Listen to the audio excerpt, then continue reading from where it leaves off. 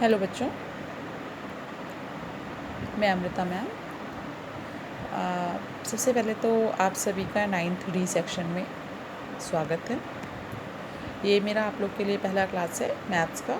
मैं ही आपकी class teacher हूँ और मैं ही आपको मैथ्स भी पढ़ाऊँगी। अभी हो सकता है कि बच्चे आप लोग दूसरे सेक्शन में इनरोल्ड हो और वहाँ पर भी इसकी पढ़ाई हो रही है, बट कोई बात नहीं, अभी विद इन अ वीक आप लोग का वहाँ से नाम डिलीट हो जाएगा और फिर इस 9th डी में आपका रेगुलरली क्लास चलने लगेगा। तो जैसा कि आप लोग जानते हो कि पहला चैप्टर आपका क्या है, पॉलिनॉमियल है मैथ्स में। पॉलिनॉमियल का मतलब होता है, हिंदी में इसको हम लोग बोलते हैं बहुपद। बहुपद बहुपद जो है हमारे पास दो शब्दों से मिलकर बना है, एक है बहु और दूसरा है पद। बहु मतलब बहुत सारे, पॉली, और पद मतलब पद। तो जैसा कि आपने बीजगणित में पढ़ा हुआ है इसके पहले क्लास, जहाँ तक है मुझे याद है 7th या 8th में था आपका, कि हम लोग जब कोई व्यंजक लिखते हैं, सपोज़ आपके पास कोई व्यंजक हमने लिखा 2x + 3y + 4, इस तरह से हमने कोई व्यंजक लिखा, या 5x² + 2x + 3, 5y 7z + 3, इस तरह से लिखा मैंने। तो कभी भी आप लोग एक चीज़ ध्यान रखिए कि जब भी हम लोग पदों की बात करते हैं तो पद हमेशा प्लस या माइनस से सेपरेट होते हैं, ठीक है। जहाँ पर आपका प्लस या माइनस लगा होता है वहाँ से पद आपके अलग अलग होते हैं। जैसे 3x - 5y - 2। अब यहाँ पे देखिए 2x आपका हो गया, यहाँ प्लस लगा है, एक पद ये हो गया और एक पद हमारा ये हो गया। तो इसमें टोटल कितने पद हमारे पास हो गए? 3 पद हो गए। कितने पद हैं? 3 पद हैं। अब इसमें देखिए 5x², 2x और 3, इसमें भी 1 2 3 3 पद हो गए, ठीक है। 5y, अब 5 और y के बीच में गुणा है, गुणे से पद कभी भी सेपरेट नहीं होता, प्लस और माइनस से होता है। तो यहाँ पर तो आगे कुछ नहीं है, तो यानी केवल अकेला है, तो ये क्या हो गया आपका? एक पद हो गया इसमें। 7z + 3, इसमें आपका देखिए प्लस से है, तो ये कितने पद हो गए आपके? 2 पद हो गए। 3x - 5y - 2, तो 3x हो गया, -5y हो गया, -2 हो गया। तो इसका मतलब इसमें भी कितने पद हो गए? 3 पद हो गए। तो इस तरह से हम लोग ये देख सकते हैं कि ये सभी आपके क्या कहलाते हैं? हमारे बहुपद कहलाते हैं। क्या कहलाते हैं? बहुपद। जहाँ पे आपके ज़्यादा पद हैं तो बहुपद कहलाएंगे।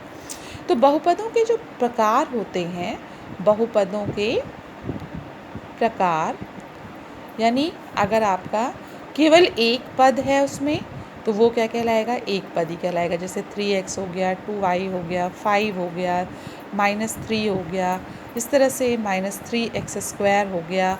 तो ये सब आपके क्या है? आपके एक पदी व्यंजक कहलाएंगे। दूसरा, अगर 2 पद हैं उसमें तो द्विपदी कहलाते हैं, द्विपदी कहलाएंगे। उसमें 2 पद, जैसे 2x + 3 हो गया, 2 पद हो गए, 5x² + 3 हो गया, 5x² - 3x हो गया। इस तरह से कोई भी आपका हो गया, 2 पद हैं सब में, तो ये क्या कहलाएंगे? द्विपदी कहलाएंगे। और तीसरा होता है आपका कि त्रिपदी अगर है आपका, तो त्रिपदी का मतलब हो गया 3 पद होंगे। जैसे 3x² + 2x - 5 हो गया, 3x + 5xy + 2 हो गया।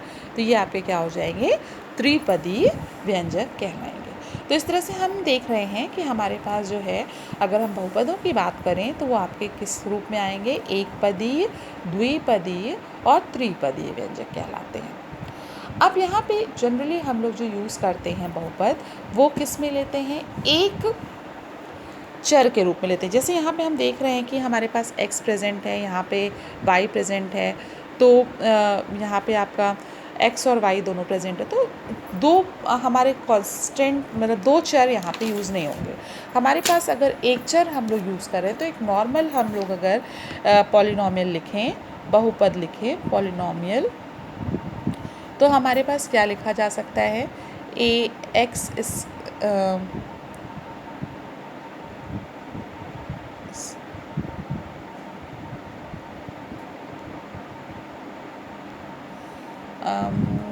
आपको हम A1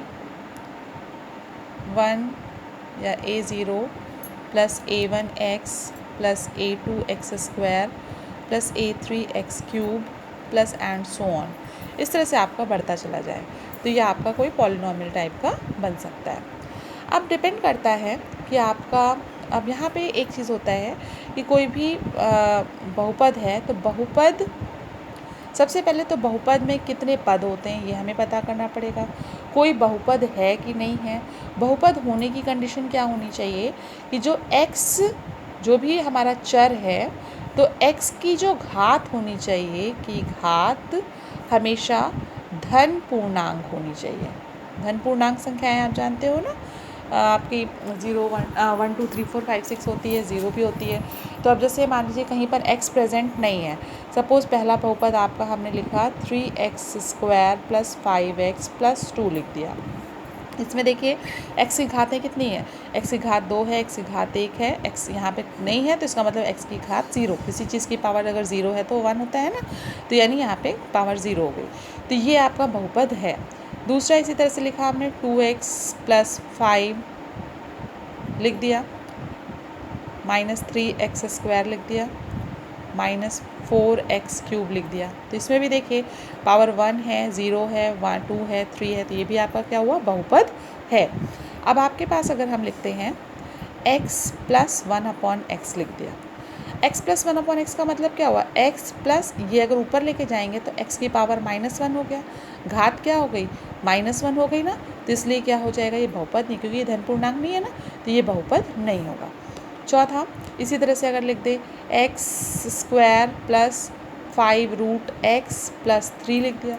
रूट का मतलब क्या होता है, x² प्लस 5 x की पावर 1/2, वर्गमूल का मतलब हुआ पावर 1/2 प्लस 3। अब ये भी हमारा क्या है, पूर्णांक नहीं है, तो ये भी क्या होगा, बहुपद नहीं होगा। तो बहुपद को पहचानने का तरीका क्या होता है कि उसकी पावर क्या होनी चाहिए, हमेशा 0 1 2 3 4 कुछ होनी चाहिए। अब हमारे पास आता है कि बहुपद एक पदी है कि द्विपदी है कि त्रिपदी, ये भी हमने आपको बताया था। जैसे ये वाला बहुपद है तो 1 2 3 पद हैं, तो इसमें कितने पद हो गए, त्रिपदी हो गया। ये भी हमारा बहुपद है, इसमें 1 2 3 4 पद हैं, तो ये चतुष्पदी हो गया, है ना। ये तो बहुपद ही नहीं है, ये भी बहुपद नहीं है हमारा। अब नेक्स्ट पॉइंट आता है बहुपद की घात। बहुपद की घात यानी पावर ऑफ पॉलिनॉमियल। एक्चुअली इसको पावर नहीं बोलते हैं, डिग्री बोलते हैं, ठीक है ना, डिग्री ऑफ पॉलिनॉमियल। तो बहुपद की घात क्या होती है कि कोई भी अगर बहुपद है तो उसमें जो हाईएस्ट पावर होती है उसी को हम लोग क्या कहते हैं, बहुपद की घात कहते हैं। जैसे कि आपका 3x² प्लस 5x प्लस 2 हमने लिखा था, तो इसमें जो इसकी घात होगी, हाईएस्ट पावर क्या है, 2 है ना, तो ये 2 हो गई। दूसरा इसी तरह से 2x plus 5 minus 3x² minus 4x³ लिखा था। इसमें देखिए हाईएस्ट पावर, इसकी पावर 1 है, 0 है, 1 2 है, 3 है, तो हाईएस्ट पावर क्या है, तो घात कितनी हो जाएगी, 3 हो जाएगी। इसी के आधार पर अगर हम लोग लिखते हैं नेक्स्ट एग्जाम्पल, 5x माइनस 3 लिखते हैं, तो इसमें देखिए पावर क्या है, 1 है, तो इसमें जो घात होगी इसकी वो कितनी हो जाएगी, 1 हो जाएगी। इसी तरह से मान लीजिए आपके पास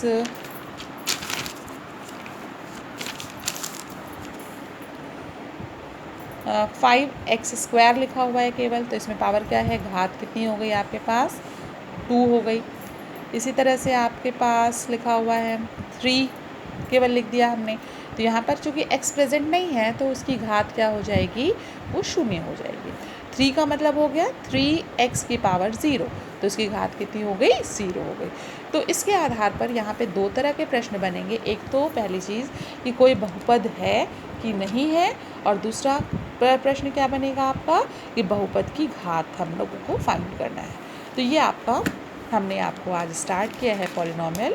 इसको थोड़ा सा ध्यान से आप लोग देखिएगा बच्चों, और फिर अब हम अपने नेक्स्ट क्लास में इसको आगे की ओर कंटिन्यू करेंगे। आज मैं जानबूझ के थोड़ा सा कम ही पढ़ा रही हूँ और थोड़ा हल्की चीज़ हमने पढ़ाई, जिससे कि जो बच्चे अगर इसमें जुड़े नहीं हैं तो वो भी धीरे धीरे जुड़ जाएँ, जिससे नेक्स्ट क्लास में मैं इसको आगे आपको चैप्टर को कंटिन्यू करती हूँ और फिर बुक से क्वेश्चंस लेकर के उसको हम लोग सॉल्व भी करेंगे। ओके बच्चों, थैंक यू।